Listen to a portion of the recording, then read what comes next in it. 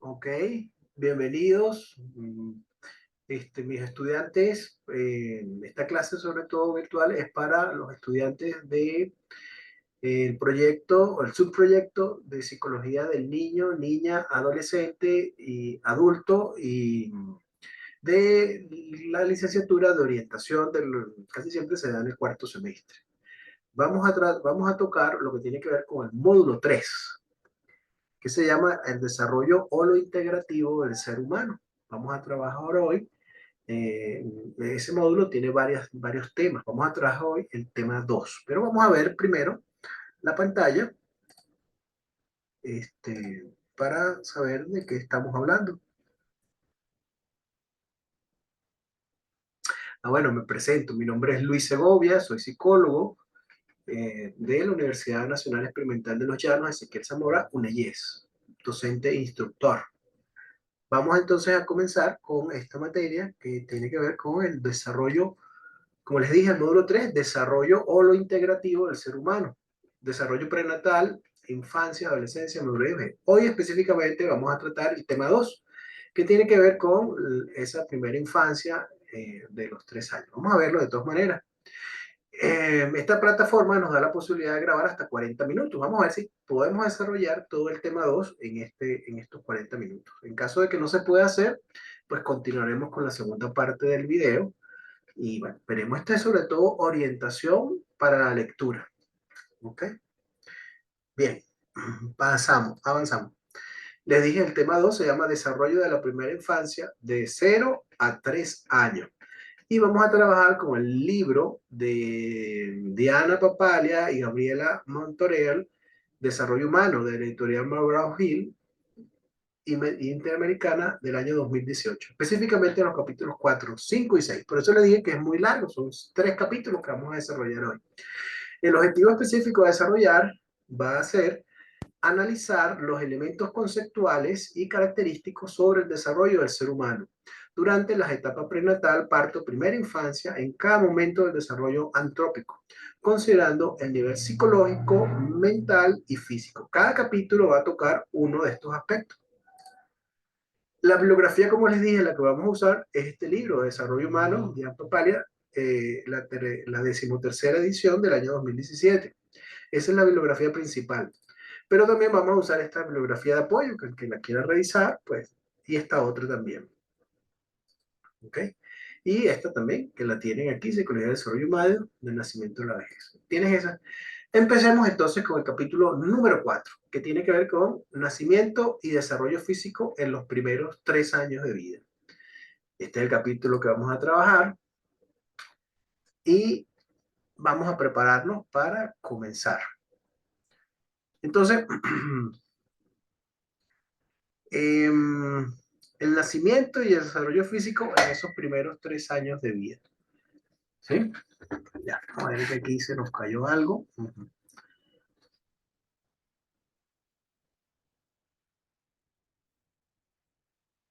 El nacimiento y la cultura, ¿cómo ha cambiado el modo de nacer? En Europa y en Estados Unidos, el nacimiento antes del siglo XX no era muy diferente de los que hoy en algunos países, de los que hay en algunos países en desarrollo. Era un rito femenino que ocurría en casa y era atendido por una partera. La analgesia era mínima y existían grandes riesgos para la madre y el así era, se nacía en la casa. Esa tasa nos muestra la tasa de mortalidad que había en Estados Unidos, que como podemos ver, es una tasa que era muy baja a principio de siglo, muy alta a principio de siglo y después fue descendiendo. ¿Ok? Eh, En ese sentido, en la actualidad, para las mujeres con un embarazo normal de bajo riesgo, parir en casa o en un centro de nacimiento con la atención de una partera es una alternativa relativamente segura al parto y en comparación con un médico en un hospital. Entonces, ciertamente eso se pudiera hacer. De hecho, hay algunos programas de gobierno ahorita que estimulan ese desarrollo de lo que tiene que ver con el parto natural. Bien, veamos ahora. Ese proceso de nacimiento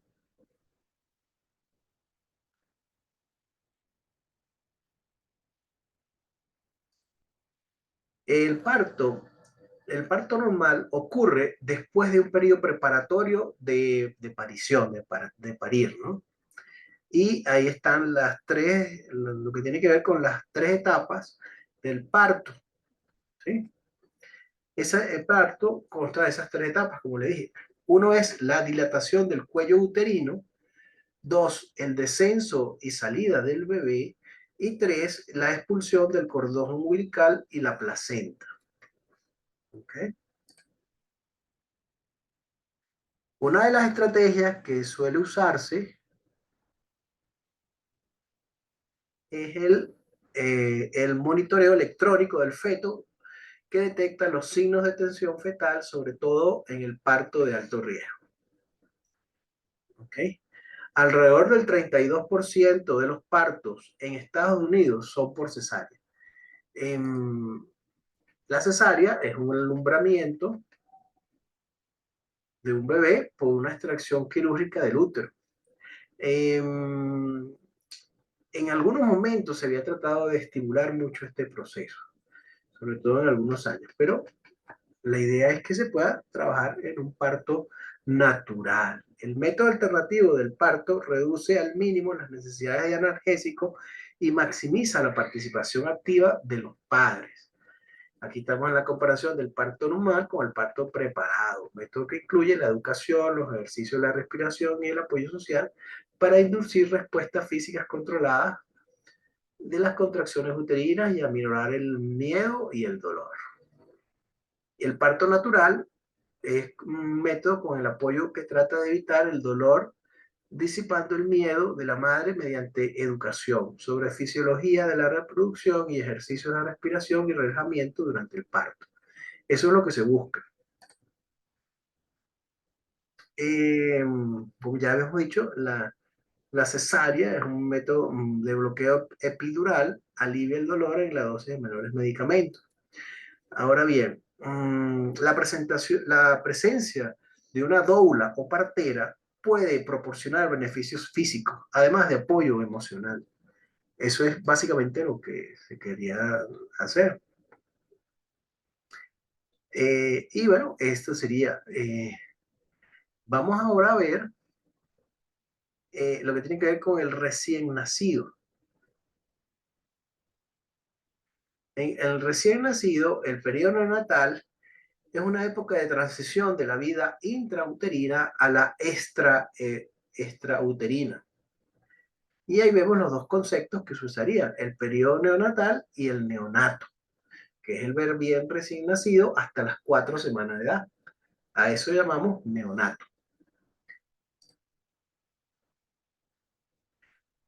Al nacer, aparatos y sistemas circulatorio, respiratorio, digestivo, excretorio y termorregulador se independizan de la madre. Si un neonato no respira en 5 minutos, puede sufrir de una lesión cerebral.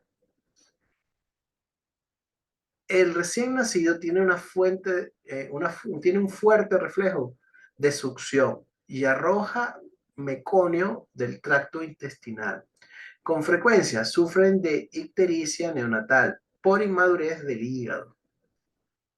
Entonces ahí están las definiciones de lo que es anoxia, cuando hay una falta de oxígeno, que puede causar daño cerebral, y la ictericia neonatal, que es una condición de muchos neonatos, provocada por la inmadurez del hígado, que se manifiesta por una coloración amarillenta. Y si no se trata pronto, puede causar daño cerebral.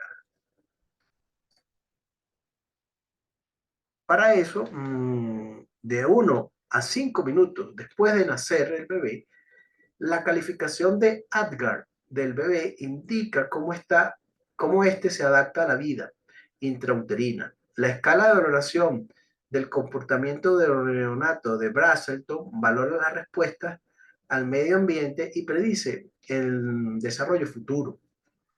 Aquí tenemos las dos escalas, la definición, que la pueden ver en el libro, ¿no? Medición estándar. Vamos a ver un detalle más de esa escala de Apgar.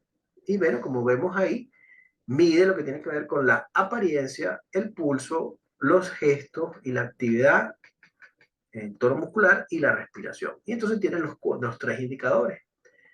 Y depende de cómo esté, pues habrá que intervenir o no al bebé para cambiar su situación. Eso tiene que hacerse en los primeros 5 minutos. La exploración notal se practica para detectar o descartar alteraciones como fenilcetunuria o hipotiroidismo congénito. Entonces, eso nos va a ayudar a medir algunos aspectos de cómo está ese bebé. El estado de la alerta es un estado fisiológico conductual de un bebé en un momento dado del ciclo diario de vigilia, sueño y actividad. Estados de alerta de la infancia. El estado de alerta del recién nacido está organizado en ciclos periódicos de vigilia, sueño y actividad. El sueño ocupa la mayor parte del tiempo del neonato, aunque se reduce progresivamente hacia los 6 meses. Los bebés cumplen casi todas sus horas de sueño por la noche. Entonces, aquí estamos. Sueño regular, sueño irregular, somnolencia, inactividad, alerta y actividad diurna y llanto. Esos son como los estados. Y vemos ahí qué sucede con sus ojos, con su respiración, con su movimiento y las reacciones. Eso nos permite ver cómo anda ese bebé. ¿Cómo está tu bebé? Bueno, podemos usar esa escala. Otro aspecto que podemos aquí valorar es que es lo que tiene que ver con las prácticas culturales que afectan los hábitos del sueño. Otros aspectos a considerar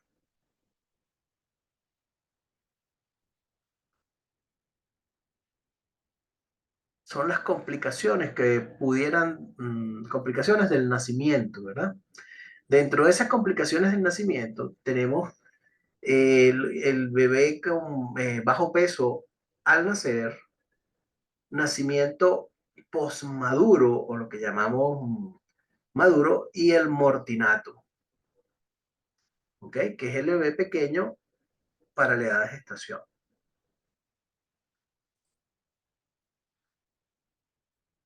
Los bebés de bajo peso al nacer son prematuros o pequeños para la edad gestacional. El peso bajo es una forma importante de mortalidad infantil y puede causar problemas físicos y cognitivos de largo plazo. Los bebés de peso muy bajo tienen un pronóstico menos prometedor que los de peso mayor. Aquí podemos ver una gráfica que ilustra esas complicaciones de nacidos bebés en los Estados Unidos, que nos puede dar una ilustración de qué puede estar pasando aquí en Venezuela, ¿verdad? Entonces eso hay que explorarlo con más detalle. Pues la gráfica trata de ver un poquito cuáles son los bebés que llegan a las 37 semanas o más, que es la mayoría, y luego el porcentaje más pequeño de bebés que nacen con menos semanas, de 34 a 36, de 32 a 33, de 28 a 31, y que tendrían mayores complicaciones. Un ambiente postnatal de apoyo y otros factores de protección mejoran muchas veces el pronóstico de los bebés que sufren complicaciones al nacer. Por supuesto, una joven de 17 años que fume durante el embarazo tiene dos factores de riesgo que, que dar a luz, que pueden dar a luz a un bebé de bajo peso. Entonces, por eso hay que tratar de cuidar, pues no fumar, pues.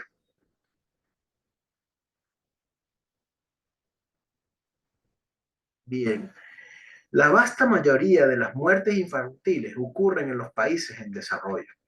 La atención postnatal puede reducir la mortalidad infantil. Hay una gráfica que trata de ilustrar, bueno, qué tanto le dedican los países a que los bebés, después de haber nacido, este, puedan sobrevivir. Entonces, bueno, vemos ahí eso que trata de ilustrar, ¿verdad? De todas maneras, cada país está haciendo mucho esfuerzo, igual que nosotros, para mejorar esa cifra. Ahí están las tasas de acuerdo a los países. De todas maneras, se lo pueden ver con detalle en el libro. El síndrome de muerte infantil súbita es una muerte repentina e inexplicable de un bebé en apariencia sano. En esta gráfica, aunque la mortalidad infantil ha disminuido, en este caso en los Estados Unidos, porque estamos usando esa bibliografía, todavía es muy alta, sobre todo entre bebés afroestadounidenses. Los defectos de nacimiento son la principal causa de muerte en la infancia, seguida por los trastornos relacionados con el nacimiento prematuro y el bajo peso al nacer, síndrome de muerte infantil súbita, complicaciones maternas durante el embarazo y complicaciones de la placenta, cordón umbilical y membranas. La tasa, ahora aquí seguimos,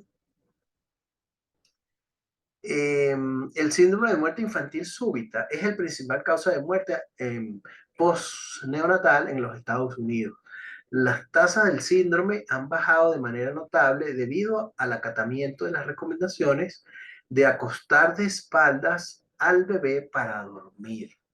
Parece una tontería, pero es muy interesante que el bebé pueda dormir de espaldas para dormir. Es decir, boca abajo, ¿verdad?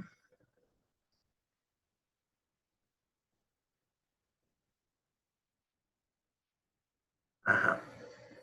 Las enfermedades que se previenen con vacunación disminuyen en la medida en que aumenta la inmunización, pero muchos preescolares no están totalmente protegidos. Aquí en Venezuela tenemos la ventaja que todo el mundo tiene la costumbre de vacunarse. Y eso es algo que es muy bueno para todo lo que tiene que ver con sobrevivir a enfermedades. Si noté ahorita con lo de la pandemia, en Europa había una costumbre de mucha gente de no vacunar los bebés por unas teorías un poco, no voy a tratar de definirlas, pero para algunas personas les parecía que era arriesgado vacunarse. Al contrario, el IBIC, Instituto Venezolano de Investigaciones Científicas, y todos sus investigadores, por supuesto, recomiendan. Y hemos visto en el caso de Venezuela que nos golpeó poco la pandemia, una de las cosas que ayudaba, que ellos reflejan, es que precisamente nuestra población está mayoritariamente vacunada.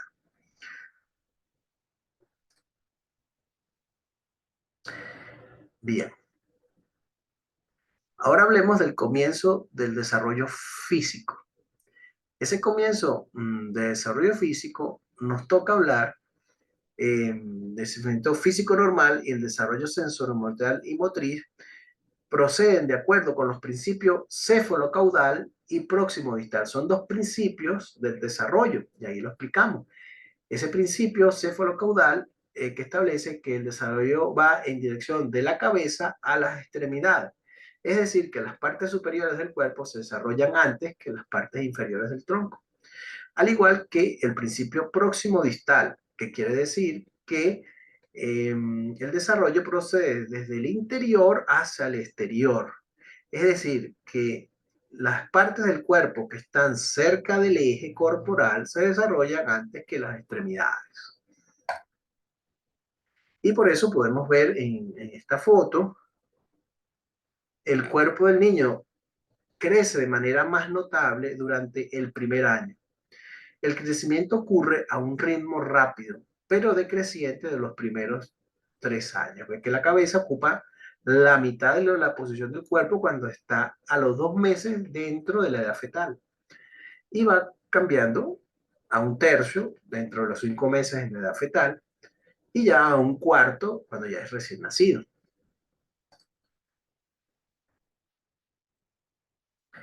Eh,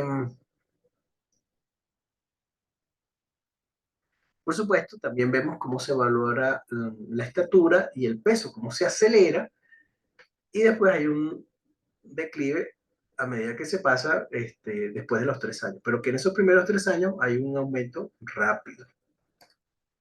Bien, beneficios de la leche materna sobre el biberón. El amamantamiento proporciona muchas ventajas de salud y beneficios cognitivos y sensoriales. Siempre que sea posible, debe preferirse en exclusiva al menos durante los primeros 6 meses. ¿Sí?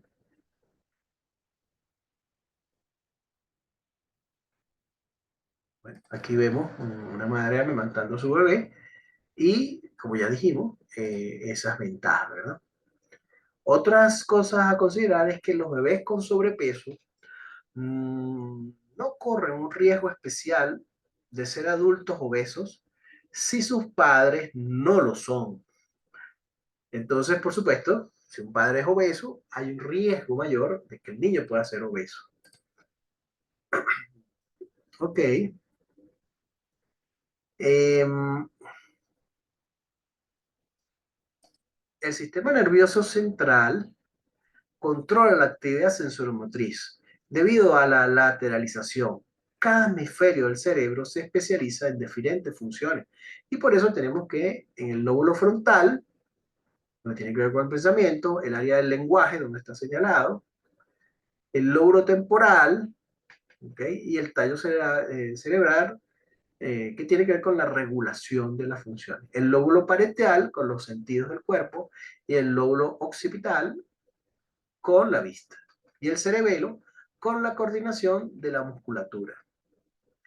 Eh, el encéfalo crece con mayor rapidez durante los meses anteriores e inmediatamente posteriores al parto.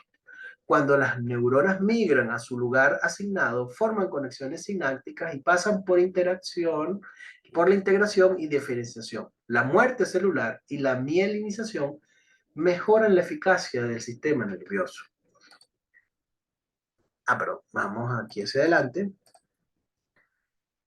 Aquí tendríamos que hablar un poquito de lo que tiene que ver con las conductas reflejas, que serían las primitivas locomotrices y posturales, son indicación del estado neurológico y casi todos los primeros reflejos se pierden durante el primer año, cuando se desarrolla el control cortical voluntario. Pero aquí también en la plasticidad, en especial durante la fase inicial del crecimiento acelerado, las experiencias del medio ambiente ejercen una influencia positiva o negativa en el desarrollo del encéfalo. Esa plasticidad tiene que ver con la capacidad del encéfalo de modificarse o moderarse a través de la experiencia.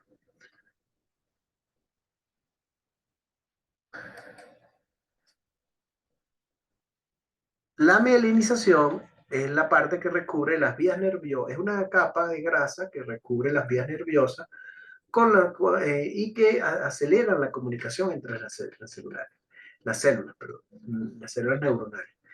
En las capacidades sensoriales presentes al nacer, aún en el útero, se desarrollan con rapidez durante los primeros meses. Los infantes muy jóvenes muestran habilidades pronunciadas para discriminar entre estímulos. El tacto es el primer sentido que se desarrolla y se madura en los neonatos, ¿verdad? Voy a dejar de compartir, vamos a seguir leyendo aquí. Y la vista es el sentido menos desarrollado al nacer. La visión periférica, la percepción del color, la agudeza del enfoque, la visión binocular y las habilidades de seguir con la vista un objeto en movimiento se desarrollan durante los primeros meses. Bien, vamos a seguir compartiendo aquí.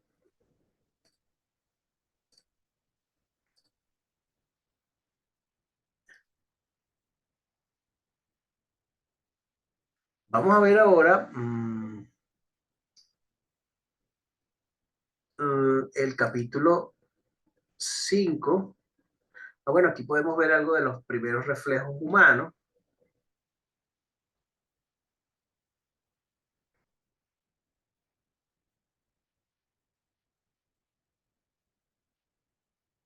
Sí, que nos faltó recoger. Aquí están los reflejos al nacer, ¿verdad? Y tenemos el reflejo del moro, el meseo darwiniano de prensión, el tónico del cuerpo, que tiene que ver, que lo vamos a ver cuando ellos giran la cabeza, el reflejo de Babkin, de búsqueda o de succión, que eso lo vamos a ver más adelante en la foto, el de marcha y natatorio. Vamos a ver si lo podemos rever aquí en la foto. Aquí está. Okay. Aquí está el de reflejo de marcha, el de búsqueda de obstrucción, el de Babinski, el reflejo de el cuello. Bien. Aquí vemos una lámina que habla del sistema de acción, que es la combinación cada vez más compleja de habilidades motrices que permiten una gama más amplia y exacta de movimientos y más control del ambiente. Las pruebas de exploración del desarrollo de Denver es una prueba de exploración que se aplica a los niños de un mes a 6 meses, a 6 años para determinar si se desarrollan de manera normal. Las habilidades motrices gruesas, habilidades físicas de los músculos grandes y las habilidades motrices finas, las habilidades físicas de que comprenden los músculos pequeños y la coordinación ojo-mano. ¿Okay? Vemos aquí ese movimiento en fotos, algunos hitos del desarrollo motriz que son importantes, como por ejemplo rodar, hacer una sonaja, en qué periodo se da, pararse sin moverse, ponerse de pie bien solo, ahí están los meses en que se puede dar, más o menos alrededor de los 12, 13, 14 meses, caminar bien, trepar escaleras, bueno, ahí lo pueden ver con detalle, eso está en el libro. La guía visual, la percepción de la profundidad, la percepción áctica,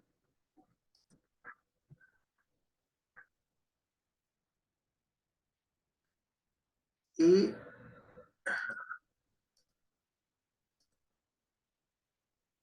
bueno, voy a pasar esta foto porque se las puede leer con precisión en el libro. Yo aquí lo que quiero es darle unas nociones para que puedan orientarse en la hora de la lectura y aprender de una manera más rápida.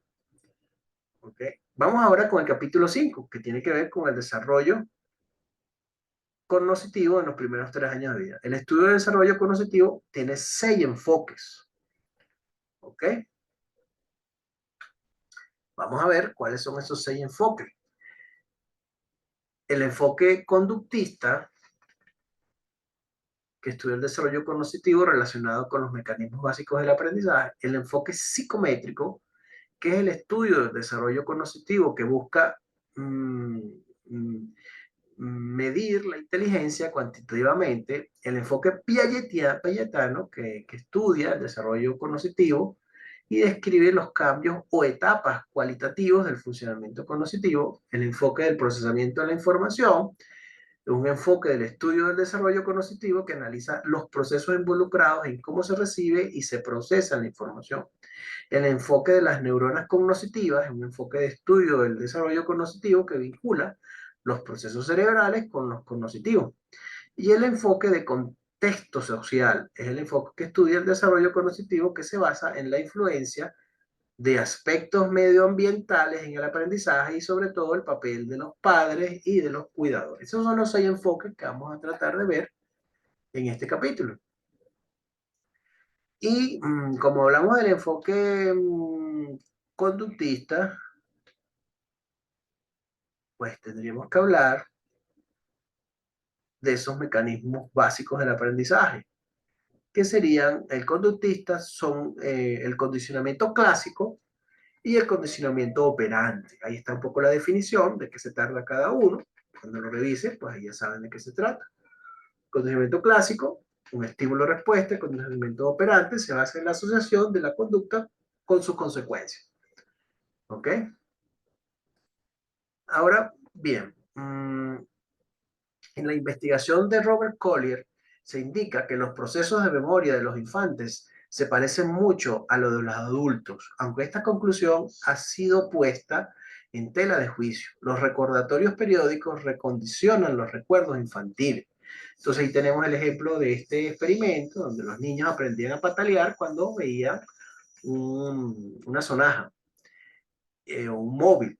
Y cuando se retiraba, después de 2 o 3 semanas, lo olvidaban, pero cuando lo volvían a presentar, se les volvía a recordar.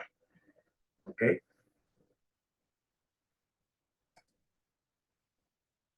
Eso que llamamos conducta inteligente tiene que ver con el enfoque psicométrico. Las pruebas psicométricas miden los factores que suponen que forman la inteligencia. Y entonces, por supuesto, esa conducta inteligente es la que está dirigida a una meta que adapta a las circunstancias y condiciones de vida. Bien, las pruebas de desarrollo, como la escala de Bailey y de desarrollo de infantiles y niños, indican el funcionamiento actual, pero en general pronostican mal la inteligencia posterior. Por supuesto, una prueba de coeficiente intelectual es una prueba psicométrica que mide mide o pretende medir la inteligencia comparando el desarrollo del desempeño con normas estandarizadas. Y aquí vemos esa escala que hablamos antes, ¿verdad? Como les dije, esa prueba de desarrollo como la escala de Bailey, de desarrollo de infantes y niños, indica el funcionamiento actual, pero no en general, pero en general pronostica mal a la inteligencia. Y luego tenemos la escala de Home, que es un instrumento para medir la influencia del entorno familiar en el crecimiento cognitivo de los niños. Es muy útil para poder hacer intervenciones o correcciones en la familia. Por supuesto, el entorno familiar afecta la inteligencia en medida. Entonces, una mamá que esté más disponible, más atenta, por supuesto que habrá mejores resultados. La intervención temprana. Si el entorno familiar no ofrece las condiciones necesarias para que se allanen la ruta a la competencia cognitiva, o sea, a lograr un mejor desempeño cognitivo, intelectual o de inteligencia, es posible que se necesite la intervención temprana, que es un proceso sistemático de prestación de servicios para ayudar a la familia a satisfacer las necesidades de desarrollo de sus hijos pequeños. ¿Cómo se fomenta esa competencia? Cuando hablamos de competencia aquí no nos referimos a competir, sino a mejorar esa capacidad cognitiva. ¿Sí? Entonces ahí hay algunas recomendaciones que las podemos leer con calma, ¿verdad? Por ejemplo, una en los primeros meses ofrezca estimulación sensorial, pero evite la sobreestimulación y los ruidos distractores. Y así tienes más, ¿no? Se las dejo allí para que las puedan manejar y usarlas a la asesoría bueno, las personas que puedan acercarse a ustedes. Pues. Ahora bien, con respecto al enfoque piagetiano, que es el otro enfoque, que tiene que ver con la etapa sensoriomotriz, y esa es una etapa, según Piaget, en la primera etapa del desarrollo cognitivo, en el cual los infantes aprenden a través de los sentidos y la actividad motriz. En la teoría de Piaget y de lo que ha visto en su investigación, él utiliza eh, la palabra esquemas y las reacciones circulares. En la etapa sensoriomotriz de Piaget, los esquemas de los niños adquieren niveles de elaboración mucho más elaborados, más sofisticados. Pasan por las reacciones circulares primarias, secundarias y terciarias y llegan al desarrollo de las capacidades de representación que posibilita la imitación diferida, la simulación y la resolución de problemas. Esto tiene que ver sobre todo en la creación de esquemas conceptuales y luego en la repetición de esos hasta hacerlos más complejos. Bien. Las 6 subetapas de las etapas sensoriales del desarrollo cognitivo de Piaget están aquí. Ahí las nombra, ¿verdad? Eh, ahí están el uso de los reflejos, las reacciones circulares primarias, reacciones circulares secundarias, coordinación de los esquemas secundarios, reacciones circulares terciarias y las combinaciones mentales. La noción de la permanencia del objeto se desarrolla de manera gradual según Piaget y no es totalmente operacional, sino hasta en el periodo que va de los 18 a los 24 meses, es decir, en la última subetapa que estamos desarrollando aquí. Tomar esto lo pueden ver con más detalle en el libro y tratar de comprender cada una de sus etapas simplemente sin profundizar. Simplemente es describir lo que él dice que observó y que halló. De todas maneras, es importante comprenderlo y ya después vemos qué otras ideas han surgido. Bien. La reacción circular primaria, secundaria y terciaria se explican en esta lámina. Entonces aquí las pueden ver de qué se trata y cómo se va complejizando. Entonces léanla con detalle para que la podamos comprender, ¿verdad? La reacción circular primaria, por ejemplo, es la acción y la respuesta que involucran el cuerpo del niño y va de 1 a 4 meses. ¿Ve? Entonces, el bebé chupa el pulgar, el bebé le gusta chupar el pulgar. Esa es la circular. ¿Ve? Entonces, el bebé se chupa el pulgar. Después que se lo chupa, entonces se da cuenta, al bebé le gusta chupar el pulgar y lo sigue haciendo. Por eso se llama circular. Y así vamos con la secundaria y la terciaria. Bien, la capacidad representacional es un término de Piaget para denominar las capacidades de guardar imágenes mentales o símbolos de objetos y sucesos en el cerebro del bebé. Principales desarrollos en las etapas sensoriomotriz. Esos principales desarrollos en la etapa sensoriomotriz, ¿cuáles serían? Bueno, ahí los tienen. El concepto de la habilidad, la perspectiva de Piaget y cómo se han visto en las recientes investigaciones, ¿no? Que polemizan las ideas de Piaget en algunos aspectos, ¿no? Entonces, ¿cuáles serían? La imitación, la permanencia del objeto, el desarrollo simbólico, la categorización y el número. Entonces, la podemos ver ahí con detalle y después discutirla en algún momento en clase.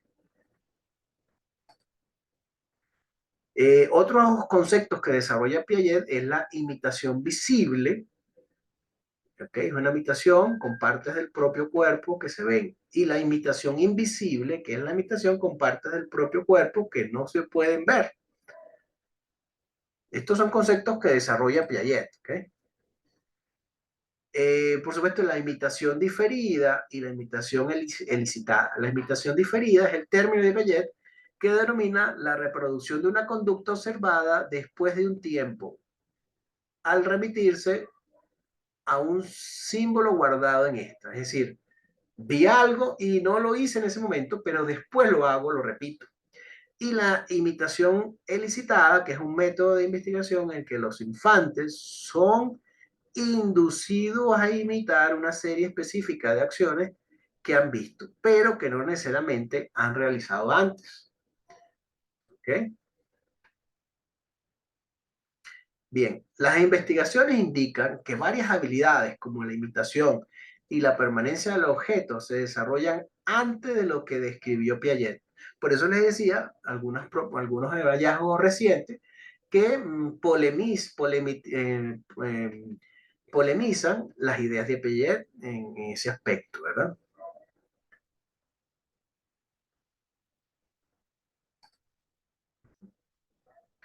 El símbolo, alrededor de los 19 meses, los niños pueden relacionar la ilustración de un objeto con su nombre, lo que demuestra que entienden la imagen, que la imagen es un símbolo de otra cosa. Eso, por supuesto, trae una profundidad del pensamiento. Esa hipótesis de representación dual es una propuesta que sostiene que los niños de menos de 3 años tienen dificultades para comprender las relaciones espaciales porque necesitan tener más de una representación mental al mismo tiempo. Y esto les va a complicar para entender esa parte. Entonces, eso es algo así que se da en el desarrollo. Bien. La habituación es un tipo de aprendizaje en que se familiariza con un estímulo y reduce la lentificación o detiene una respuesta. Y la deshabituación es el aumento de la respuesta después de la representación de un nuevo estímulo. La preferencia visual tiene que ver con la tendencia de los infantes a mirar más de mirar más un objeto que otro. Eso se llama preferencia visual. Y la memoria de reconocimiento visual es la capacidad de distinguir entre estímulo visual familiar de uno desconocido, cuando se muestran los dos al mismo tiempo. La transferencia entre modalidades es la capacidad de usar la información adquirida por un sentido para guiar otro. Estos son conceptos de Piaget que nos ilustran cómo este, cómo,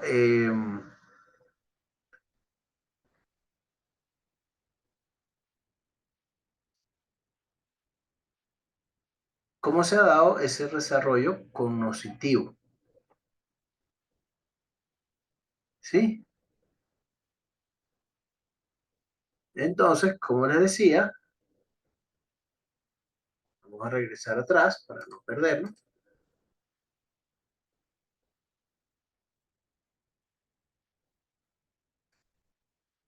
Los investigadores del procesamiento de la información. Estoy ya hablando sobre el enfoque que tiene que ver con el procesamiento de la información, las percepciones y la representación, que es otro enfoque, ¿verdad? Dentro de ese enfoque, entonces, me disculpo que yo me dirigí allá y no les hablé de ese otro enfoque. Los investigadores del procesamiento de la información miden los procesos mentales mediante habituación y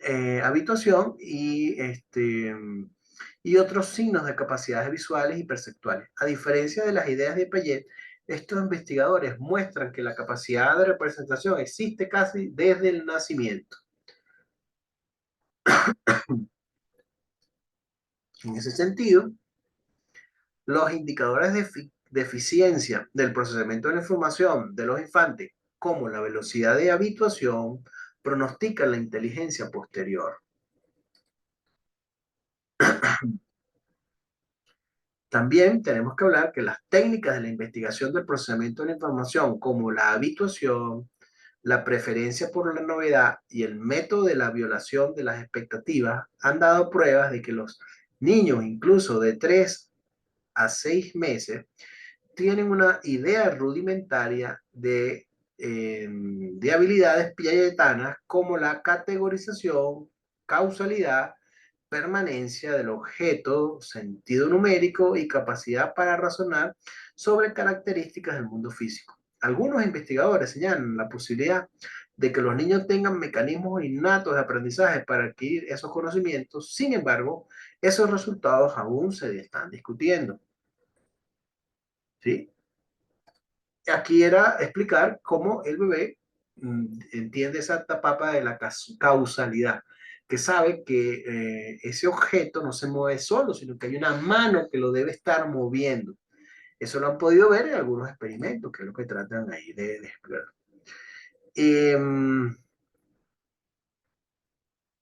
Esa violación de las expectativas tiene que ver cuando en un efecto, en un ejemplo, en un modelo, algo que se suponía que debería de suceder, el de bebé detecta que no sucede y eso lo detecta, pues, siendo aún muy pequeño. Esa noción de la violación de las expectativas se puede ver en este experimento, ¿ok? Que tiene que ver con de la zanahoria corta y la zanahoria larga, ahí se explica, ¿verdad?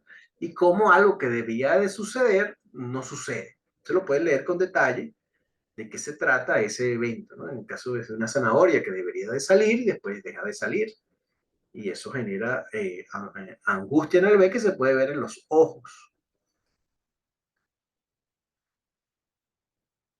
Y por eso ya hablamos de la violación de las expectativas. Bien. Ahora vamos a pasar al enfoque de las neurociencias. Ese enfoque de las neurociencias cognitivas, de las estructuras cognitivas del cerebro.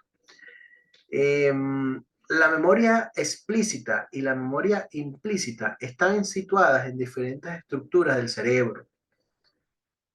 ¿Ok? Y la memoria implícita, es un recuerdo inconsciente por la generación de hábitos y destrezas, también se llama memoria procedimental. Y la memoria explícita es un recuerdo intencional consciente por regular los hechos, nombres y sucesos. La memoria de trabajo emerge entre los 6 y los 12 meses. Eso es lo que han visto los investigadores. El desarrollo neurológico explicaría las emergencias de habilidades piagetanas y de memorización a una temprana edad. ¿Okay? Eso es lo que él trata de explicar, ese enfoque de las neurociencias cognitivas.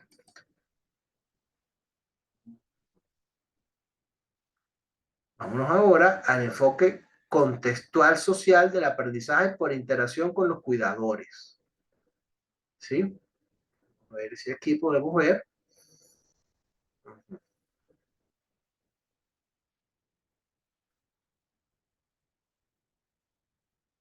Ah, vamos a ver aquí.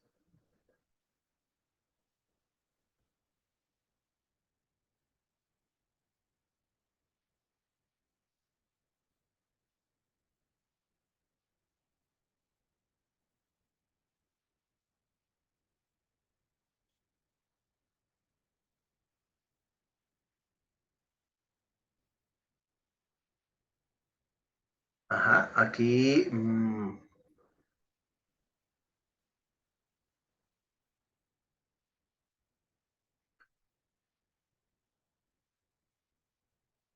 Ajá, vamos a ver. Ajá, claro. Vamos a ver cómo estamos aquí.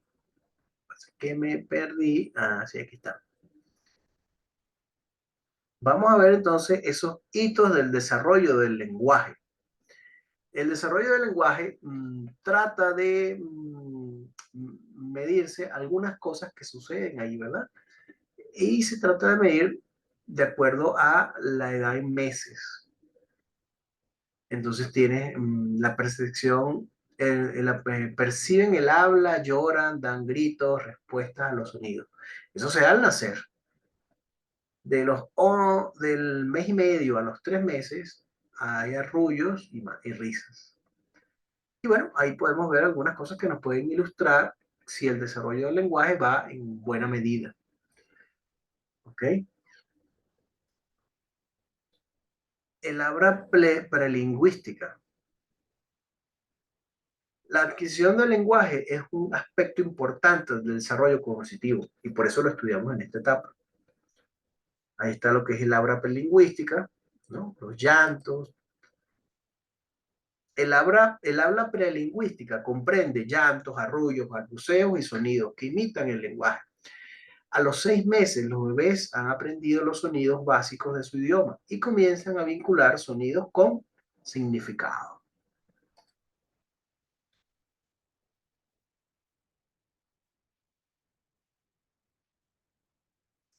Eh, la interacción social La interacción social con adultos contribuye a desarrollar la competencia cognitiva mediante actividades compartidas en las que los niños aprenden habilidades, conocimientos y valores importantes en su cultura. ¿Ok?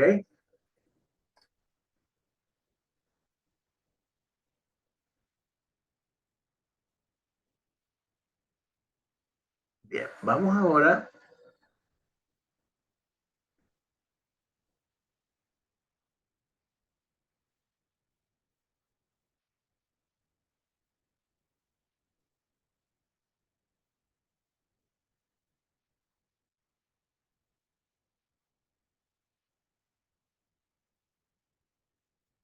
Aquí comenzamos. Antes de decir sus primeras palabras, los bebés usan sus gestos, como podemos ver aquí. ¿Ven?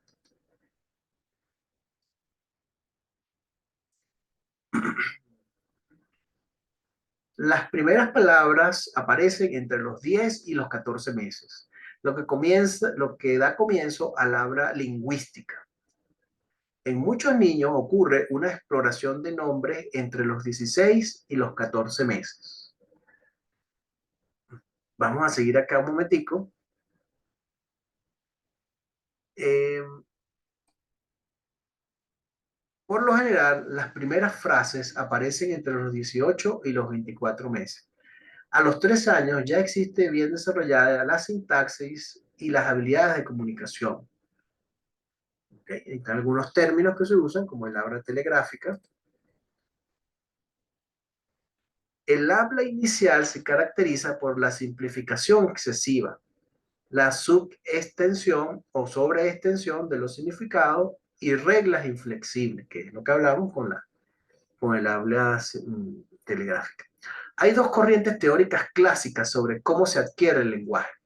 Los niños son el lenguaje en los niños, pero cómo se adquiere el lenguaje en los niños. Y estas son la del aprendizaje y del nativismo. Esos son los dos enfoques. En la actualidad, la mayor parte de los científicos del desarrollo sostienen que la experiencia puede activar o restringir la capacidad innata de aprender a hablar. Entonces ahí está un poquito esa teoría nativista, ahí se explica, y luego la teoría del aprendizaje o de la adquisición del lenguaje. Bien. La influencia del desarrollo del lenguaje incluye la maduración neuronal y la interacción social, que son vitales, el poder interaccionar con otros. Ciertas características familiares, como la posición socioeconómica, el uso adulto del idioma y las respuestas de la madre, influyen en el enriquecimiento del desarrollo del vocabulario de un niño.